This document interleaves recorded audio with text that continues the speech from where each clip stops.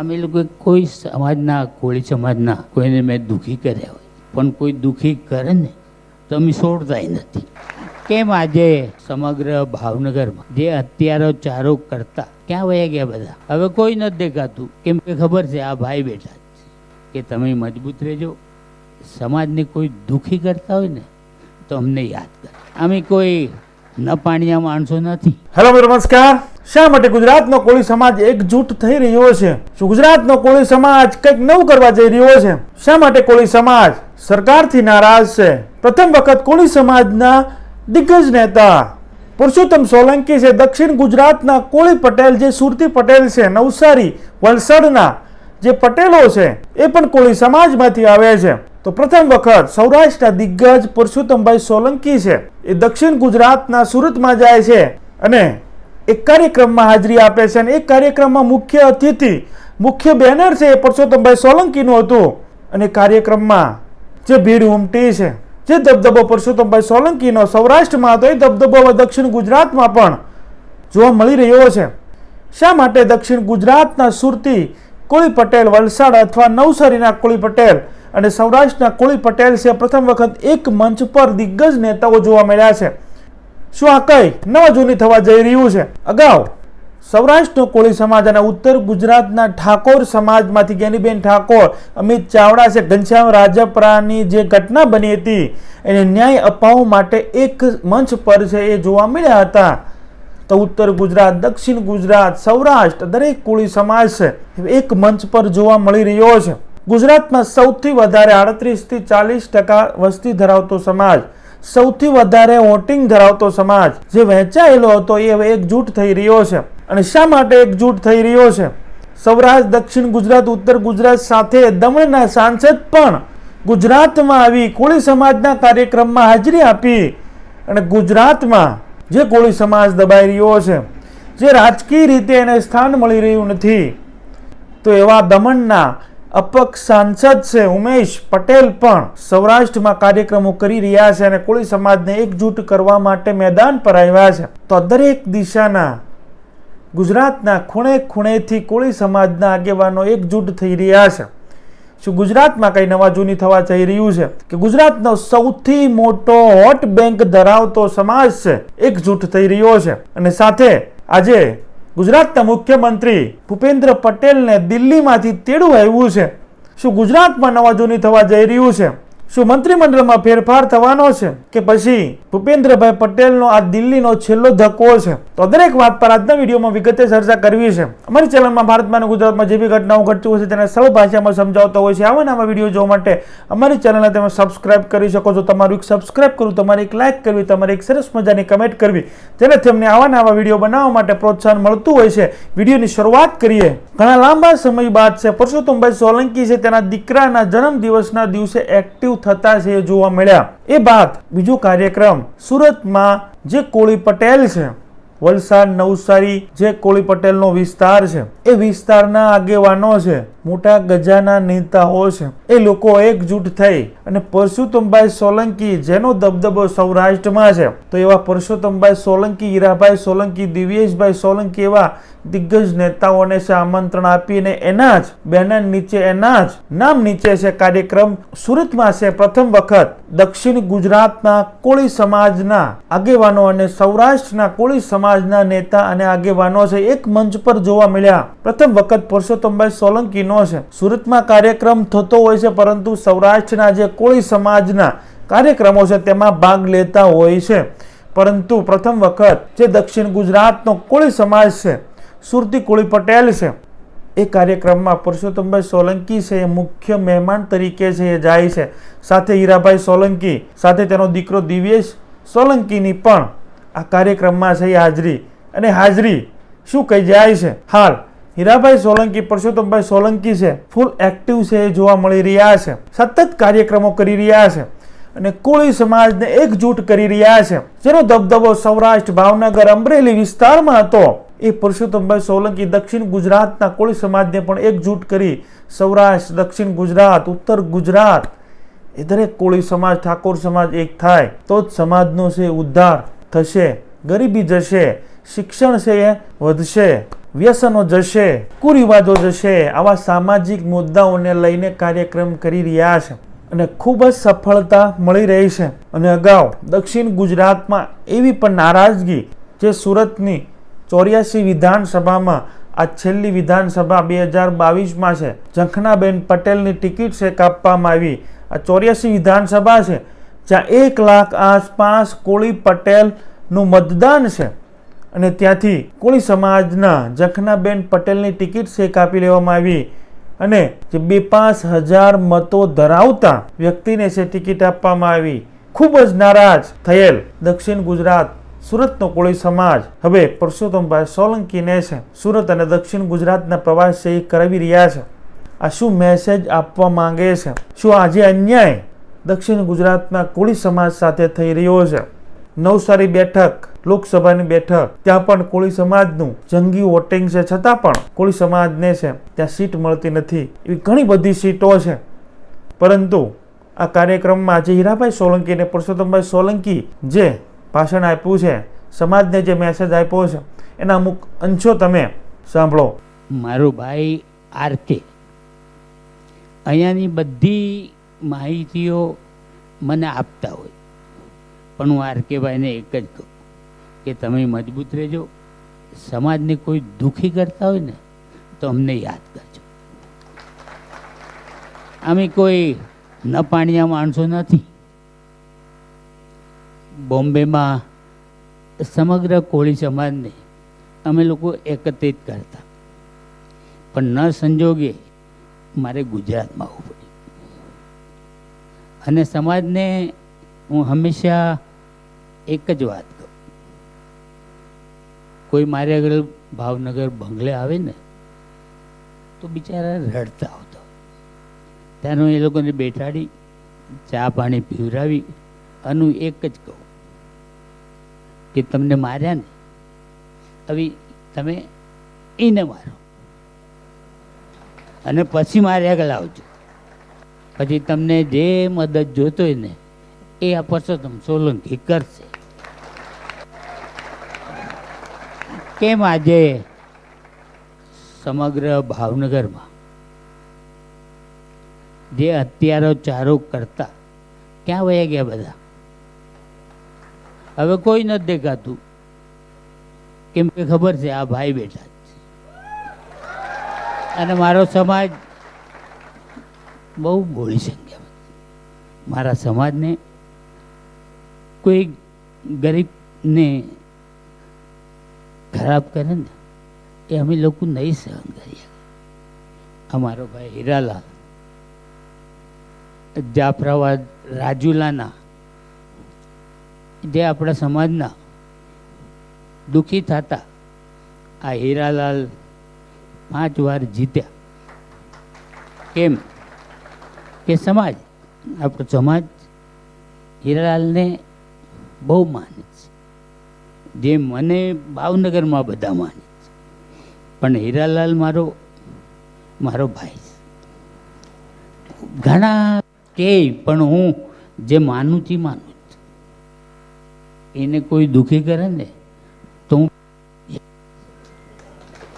એટલે આ બધું ભગવાનની દયા છે.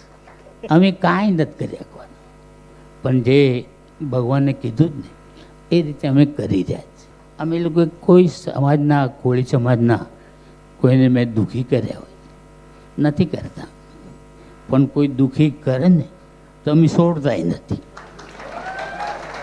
આ અમારું એક કુદરતે આશીર્વાદ આપ્યા અને અમે કોઈને કહેતા નથી, પણ જ્યારે થાય ને ત્યારે હું ઊભી થઈને અમે લોકો ઊભા રહી જાય છે.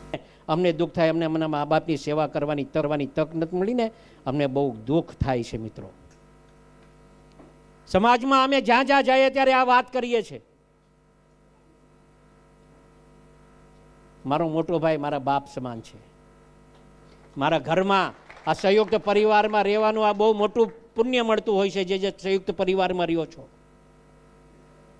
ચિંતા ન કરતા. કદાચ એક ભાઈ કદાચ આગળ પાછળ ચાલતો હોય એની નહીં ચિંતા કરવાની. ભાઈ તો ભાઈ જ હશે ને સમય આવે ને ત્યારે ભાઈ જ તમારા પડખે ઊભું રહેશે, બીજું કોઈ ઊભું નહીં રહી. મિત્રો, આ તમારે એક નોંધ લઈ લેજો. અને મારા માટે તો સર્વશ્રેષ્ઠ ભાઈ જ છે. અમારા ઘરમાં અમારું મોભ કહેવાય ને એ મોટાભાઈ પરસોત્તમભાઈ સોલંકી છે. મિત્રો, આ ક્યારેય અમે ભૂલશું નહીં. પ્રયત્ન કરીએ છીએ સમાજને આમાંથી બહાર કાઢવા માટે, અને જરૂરી નથી કે કદાચ સમાજના કંઈક કામ કરવા હોય તો રૂબરૂ મળો તો જ સમાજના કામ થાય. અનુભવ કરજો, માત્ર ફોન કરજો. ફોન અમારા પાસે હા ક્યારેક મિટિંગમાં હોય, ફોન ઉપડ્યો ન ઉપડ્યો હોય તો વાત, પણ તમારા ફોન ઉપર કામ કરવાની તક અમને કુદરતી આપી છે ને, તમારા ફોન ઉપર કામ કરશું મિત્રો. અને ન્યાય આપવાનું કામ, અરે હું તો એટલે સુધી કહું, દરેક શેખરે, દરેક ક્ષેત્રે અમે જે આ કરીએ છીએ ને, આટલું આજે આ સવારથી આમ સમય તો ઘણો થઈ ગયો છે, પણ દરેક શેખરે કોળી સમાજ સર્વશ્રેષ્ઠ આ ગુજરાતમાં રહેવો જોઈએ, આ અમારું માનવું છે મિત્રો. જે રીતે તમે બંને ભાઈઓને સાંભળ્યા, પરસોત્તમભાઈ છે, હીરાભાઈને ભાઈ કહી રહ્યા છે.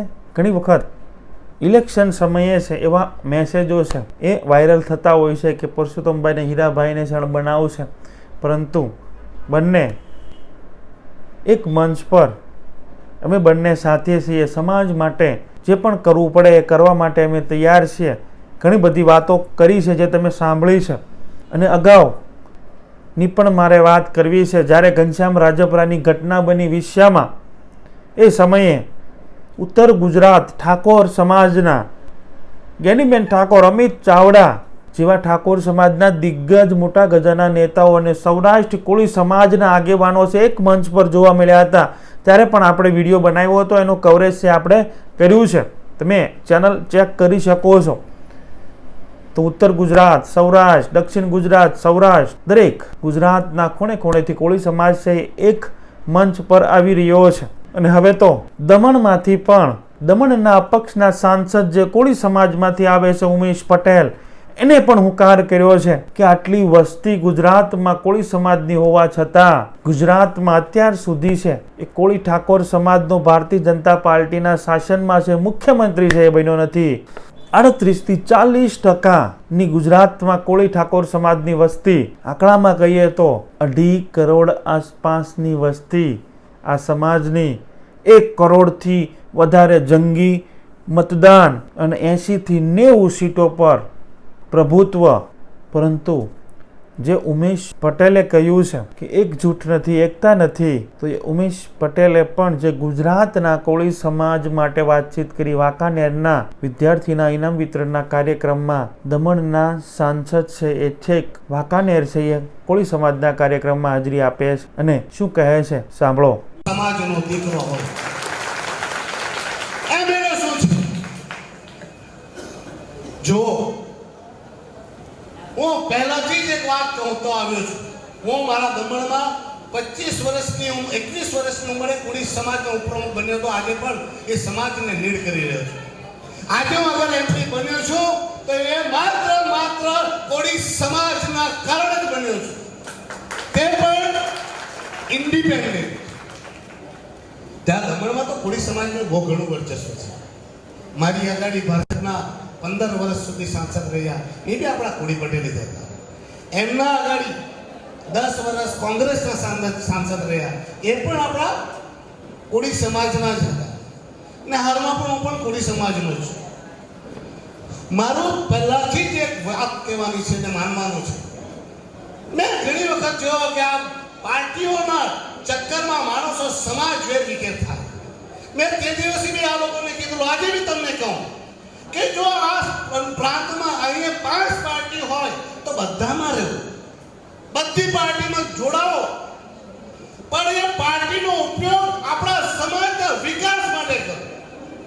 સમજો કે આમાંથી થોડા ઘણા ભાજપમાં હોય, થોડા કોંગ્રેસમાં હોય, થોડા આ પાર્ટીમાં કે બીજી પાર્ટીમાં હોય, અને સમાજમાં કંઈ તકલીફ આવે આપણે ભાજપવાળાને કહેવાનું કે ભાઈ આપણા ભાજપના આગેવાનોને બોલાવો અને આ સમસ્યાનું સમાધાન કરાવો. કોંગ્રેસવાળાએ કોંગ્રેસની મહેનત કરવાની કે આપણા કોંગ્રેસના આગેવાનોને ગાડી કરો અને સમાજની સમસ્યા. એવી રીતે 5 પાર્ટીમાં હોય તો 5 પાર્ટીના આગેવાનો આપણા સમાજના કલ્યાણ માટે અગર સમાજને પાર્ટીને બોલાવે અને આપણી સમસ્યાનું સમાધાન કરાવે તો ન થાય. આજે રાજકીય પાર્ટી શું છે? તો રાજકીય પાર્ટી લોકોના વિકાસ માટેનું પ્લેટફોર્મ છે અને લોકોના માટેનું પ્લેટફોર્મ છે. રાજકીય પાર્ટીનો ઉપયોગ આપણા સામાન્ય માણસોના કલ્યાણ માટે થવું જોઈએ. પણ આપણે શું કરીએ? આપણા માણસોનો ઉપયોગ આપણે પાર્ટી માટે કરી રહ્યા છીએ. પાર્ટીઓ તો આવશે, રાજકારણ થશે, સત્તા આવશે, સત્તા. આજે ભાજપ છે, કાલે કોંગ્રેસ આવશે, કોંગ્રેસ પછી બીજો કોઈ આવશે. ઇતિહાસ છે. અને નેતાઓ તો આજે કોંગ્રેસમાં છે, જ્યારે ગાડી ચાલતી હશે તે ભાજપમાં ઘૂસશે ને ભાજપમાંથી પાછા. સત્તાના ખેલમાં સમાજને વિખરાવવાની જરૂર નથી. હું હમણાં ચૂંટાયો, ઘણા માણસો મને કહે, હું જ્યારે ગામડામાં કોઈ કામ લઈને જાઉં તો મને કહે, ઉમેશભાઈ એમના ઘરે નહીં જતા, એ તો આપણા વિરોધમાં હતો. ઉમેશભાઈ પેલાના ઘરે નહીં જતા, એને અમને વોટ નથી આપતો. અરે મૂર્ખ માણસો, સાંસદ હોય કે એમએલએ હોય કે સરપંચ, એ તો દરેકનો હોય કે વોટ આપે કે ન આપે. તેમ આપણી જવાબદારી બને. પણ સમાજના માણસોએ આ જાણવાની જરૂર છે કે સાંસદ કોઈ પણ હોય, આપણે તો આપણા લોકોનું કામ કરાવવાનું. આપણા સમાજ આટલો મોટો હોવા છતાં આજે આપણે કોઈ મોટા પદો પર આપણા માણસો આસીન નથી. એના જ કારણે આપણે નોકરીઓ મળતી નથી, ધંધાઓમાં સપોર્ટ મળતો નથી. એન્જિનિયર, પાયલટ, પણ સારા રાજનેતા ના હશે ત્યારે શું થશે? સારા સમાજ સેવક નહીં હશે ત્યારે સમાજમાં શું થશે? પછી શું થશે? સમાજ તો ભણેલો હશે, સારો વિચારવાળો હશે, પણ તમને લીડર, આપણો લીડર કરપ્ટ, ચોર અને અભણ મળશે ત્યારે સમાજનો કોઈ પરિવાર નહીં થાય.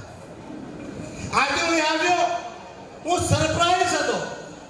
મેં પૂછ્યું કે આપણા સમાજનો એક એમપી નું, મને કઈ નથી. મેં કોઈ એમએલએ છે આપણો સમાજનો? નથી. આજે આ કોન્સ્ટિટ્યુન્સીમાં મને વાત મળી કે 90,000 જેટલા વોટરો, મતદાતાઓ અને બહુમતી આપણા સમાજની, છતાં આપણા પાસે એમએલએ નથી અને 2,000 વોટ વાળા માણસો એમએલએ બની જાય. આ દુઃખ અને કરુણા છે. આપણા સમાજને વિચારવાની જરૂર છે. શા માટે આ સ્થિતિ છે? કારણ કે આપણો સમાજ સંગઠિત નથી. આજે 38% જેટલી જનસંખ્યા કોળી સમાજની હોય. હું દાવા સાથે કહું કે સમાજ એક હોય તો આ ગુજરાતનો મુખ્યમંત્રી આપણો સમાજનો દીકરો હોય. એમએલએ શું છે? જો હું પહેલાથી જ એક વાત કહેતો આવ્યો છું. હું મારા દમણમાં 21 વર્ષની ઉંમરે કોળી સમાજનો ઉપપ્રમુખ બન્યો હતો. આજે પણ એ સમાજને લીડ કરી રહ્યો છું. આજે હું અગર એમપી બન્યો છું તો એ માત્ર કોળી સમાજના કારણે જ બન્યો છું. તે પણ ઇન્ડિપેન્ડન્ટ. ત્યાં દમણમાં તો કોળી સમાજનું બહુ ઘણું વર્ચસ્વ છે. મારી આગળ ભારતના 15 વર્ષ સુધી સાંસદ રહ્યા, એ બી આપણા કોળી પટેલ જ હતા. એમના આગળ 10 વર્ષ કોંગ્રેસના સાંસદ રહ્યા. જે રીતે તમે ઉમેશ પટેલને સાંભળ્યા, જે વાંકાનેરમાં કાર્યક્રમ હતો એ જ વાંકાનેરની વાતચીત કરે છે કે આ વાંકાનેરની સીટ પર છે 90,000નું જંગી કોળી સમાજનું વોટિંગ છે અને જે તમારા ધારાસભ્ય છે તેના છે 5-10 હજાર છે એ મતો છે અને ધારાસભ્ય બને છે. સમાજને એકજૂટ થવાની જરૂર છે અને સમાજના યુવા નેતાઓ છે, આગેવાનો છે, દર વિધાનસભાની ચૂંટણીમાં છે નારાજગી છે એ વ્યક્ત કરતા રહેતા હોય છે. એ પછી તાલાલા બેઠક હોય, લીંબડી બેઠક હોય, ભાવનગર પશ્ચિમ હોય, પૂર્વ હોય, ગારિયાધાર બેઠક હોય, 84 વિધાનસભાની બેઠક હોય, બોટાદ વિધાનસભાની બેઠક હોય, પછી ગારિયાધાર વિધાનસભાની બેઠક હોય.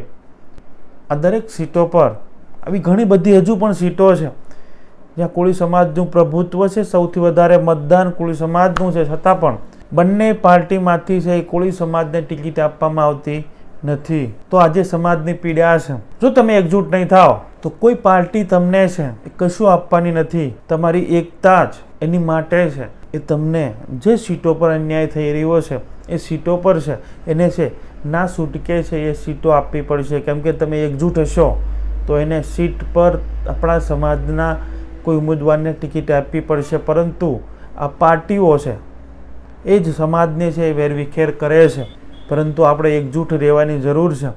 આ રીતે ઉમેશ પટેલે સમાજને જાગૃત કરી અને ગુજરાતમાં મુખ્યમંત્રી પણ કોળી સમાજનો હોવો જોઈએ એ નિવેદન પણ સોશિયલ મીડિયામાં અને ન્યૂઝ ચેનલોમાં ખૂબ ચાલ્યું છે.